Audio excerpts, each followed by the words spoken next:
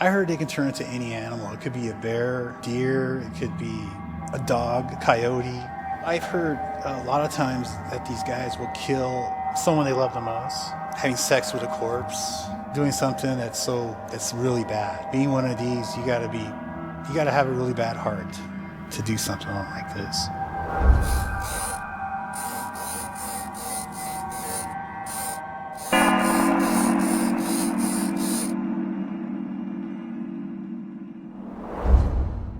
In November 1996, I had a supernatural experience.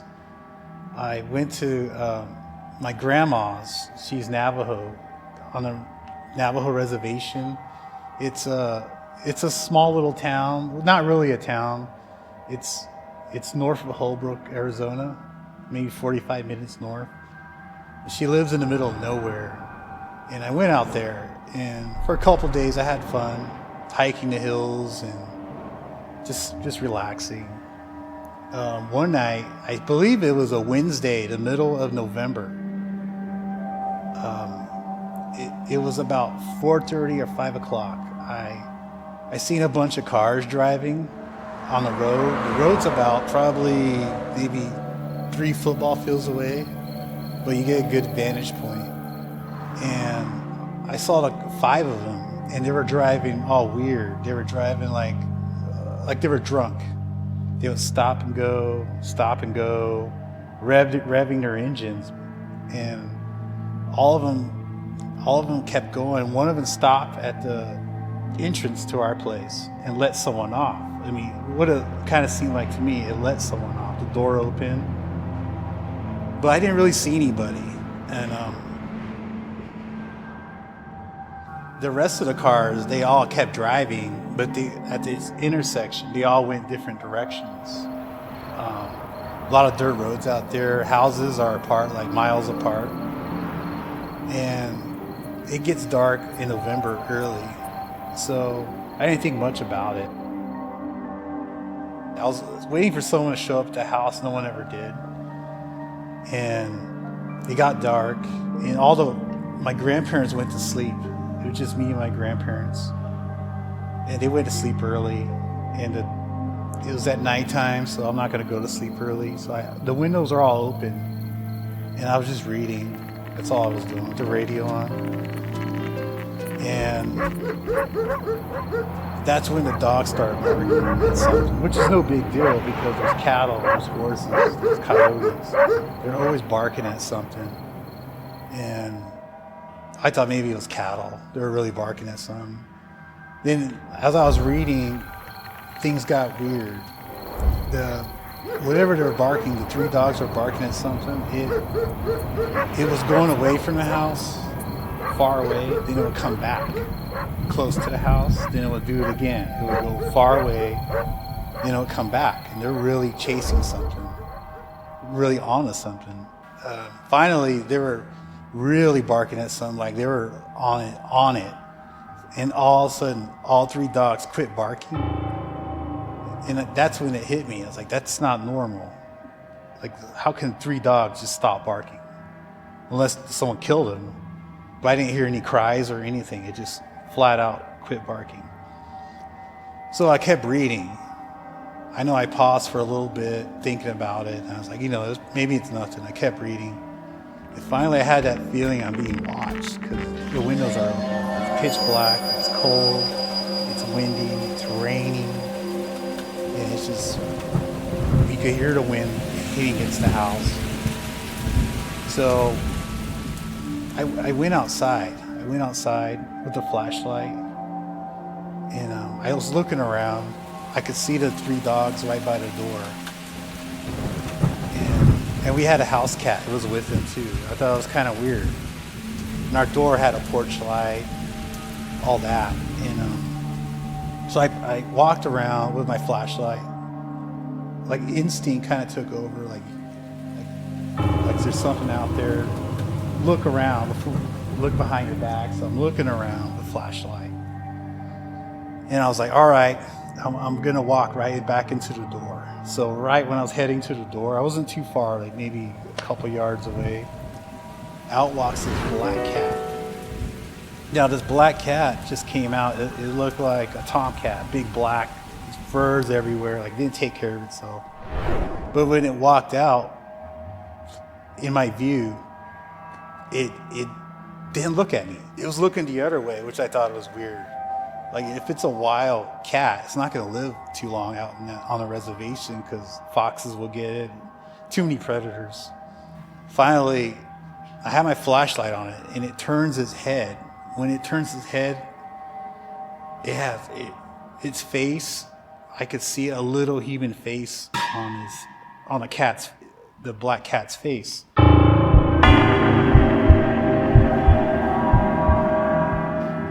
I had my flashlight on it. I'm only like maybe 4 or 5 yards away from it.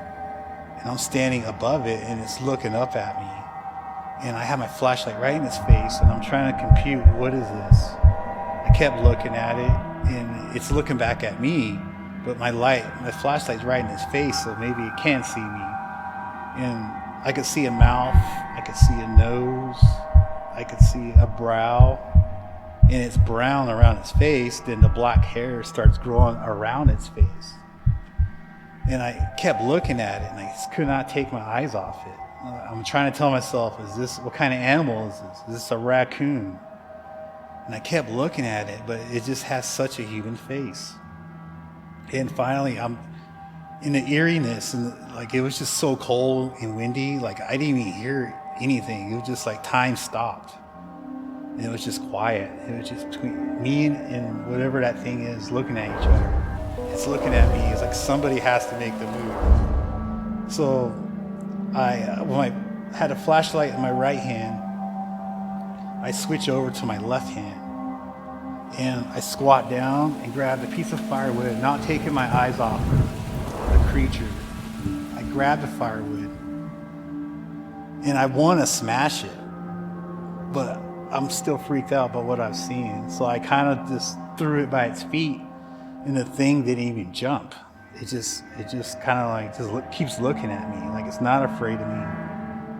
And finally, after the wood was at its feet, it just kind of walked off. Like it wasn't interested in me anymore. And it just walked into the hills. There's a trail that goes. And you got to remember, the dogs are right there, and they're not doing anything. They're not helping me. It walks away. Part of me wanted to keep chasing it. Like, how dare you come bother me? But I'm by myself. Like, what's going to happen if I chase it by myself? So I go inside, I run inside, I look at the clock, and it's 7:25, so it's still early. And I wake up my grandparents, and they're in deep sleep, and they're like looking at me all weird. And I told them I made devil horns. That's what I did. And they knew what I saw. They knew whatever it was. They knew about it. And I told them I saw it outside, and then I start closing the curtains, and my grandma starts closing the curtains.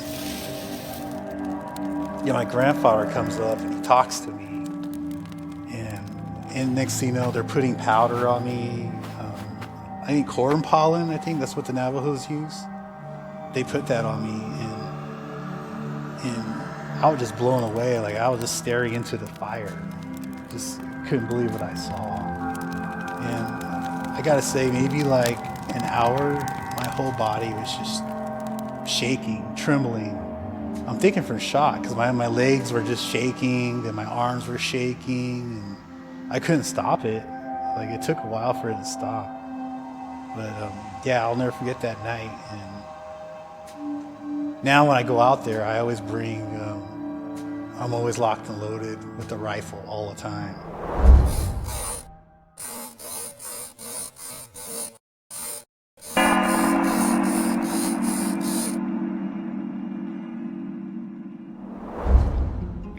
My most memorable experience with paranormal, supernatural, was when I was just a very small child. I was maybe 6, 7 years old. And I grew up in Staten Island, New York. I was born in '69, so this was like in the mid-'70s or so. And at that time, they still had they had the older houses that were built like in the 30s, 40s, and they were huge mansions by any definition, by today's standards. Anybody that owned those houses obviously had them bought out, and they would put up apartment complexes and such in that footprint because it was so enormous. But it was a wonderful experience for a kid. Plenty of yard to run around in, plenty of different rooms to play in and such. It was great. And I had a friend who lived in the house next door, again, a 3-story, and again, a very old house, even in that era. And the legend had it, unbeknownst to me at the time, of course, but that there had been a family that lived in that house, and they were, by all indications, a relatively normal family, but there was some issues with mental health. And we know that one of the family members actually committed suicide, hanged herself in the garage. And after that, again, the story was that other family members they had problems of their own, and compounding with the fact that they'd had a suicide amongst their loved ones, started to behave in odd ways. And there was a lot of customizing of the house for reasons that don't make a lot of sense by most standards. I remember that my friend invited me over to show me one of these. And it was like in a bad horror movie where you press on the panel on the wall, and this door would open, like an Amityville movie or something like that. And inside were crawl spaces that were big enough for kids, oddly shaped. It clearly wasn't a storage of any sort. The only thing that made sense was this was a way of getting from one room to another without being seen. Why somebody would do this with false walls and things and shortening it. Like I said, this is a huge house. So when the rooms were that big, you could build a false wall and nobody would ever question the size of the room. It would still be pretty good by, even the standards of the time. And so, we'd go through all this, and it was kind of, it was fun. It was great. The stories about, the family kind of were put aside. There were people in the neighborhood that would bring that up occasionally, but my friend obviously was my age as well, 6, 7 years old, and so the family didn't make a big thing to him. So, we weren't sitting around talking about that being the spooky house or the ghost house or any of that stuff. It was just this was a cool place for kids to be playing.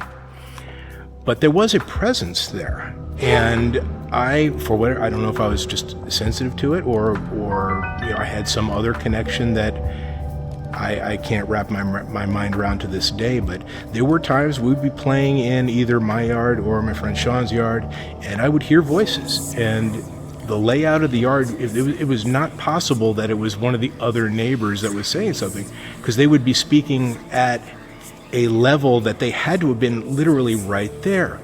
But there's nobody there. So, if somebody's in the next yard, they're yelling and screaming. You can tell the difference. Somebody was talking in my ear. And again, I'm just kind of dismissing it, and it's like, whatever. And then one day, I was in the yard, my grandparents' yard, looking over the fence toward my friend's house. And this was a 3-story house. It was 2 stories and then it kind of like an Amityville horror attic where you could walk in, and that's an extra room up there.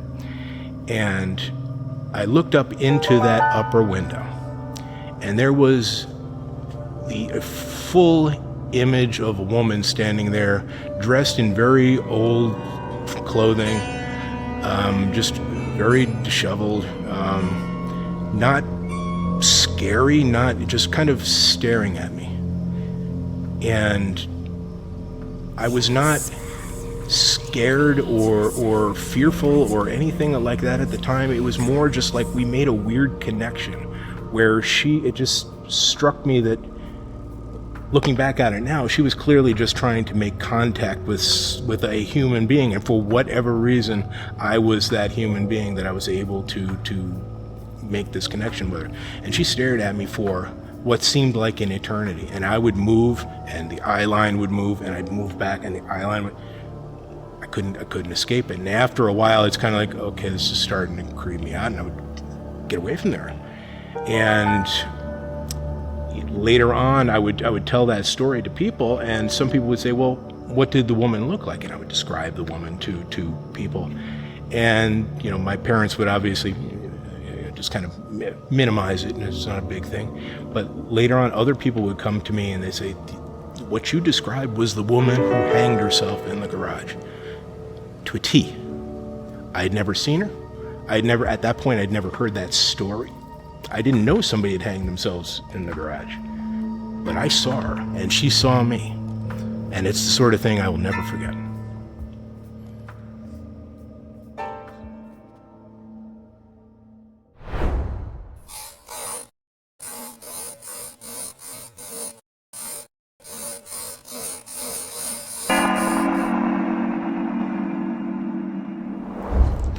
Hi, my name is Sarah Schultz. My husband and I have a paranormal investigation team called the Haunted Honeymooners.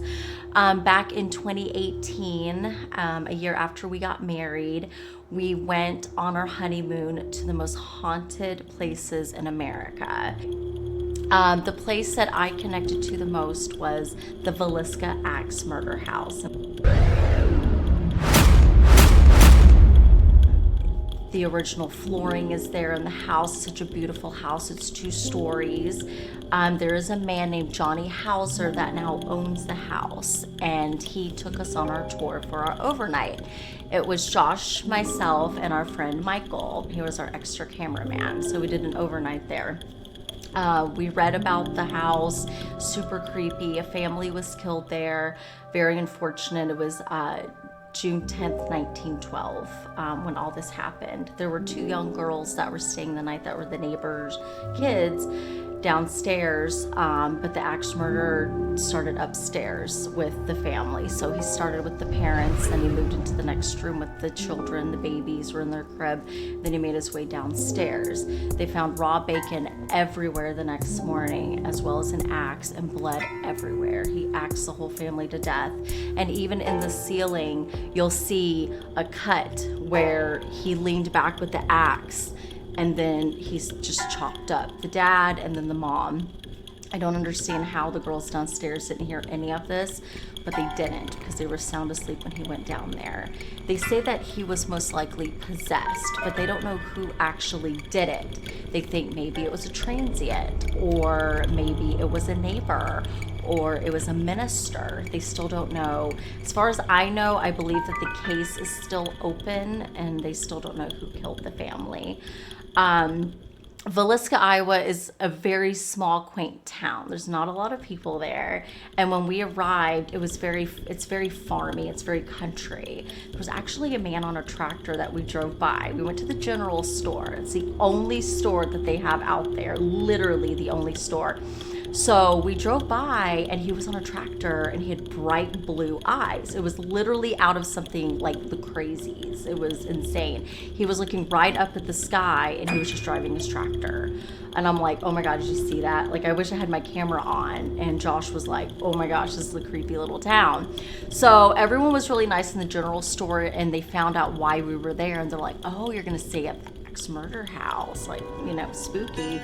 So when you're driving down the street, everyone literally will come out of their house and watch you. And I'm like, this is literally out of a movie. It's so insane. Super creepy. So we get there, and there's a little barn behind the house, and it's very cute, and there's an upstairs.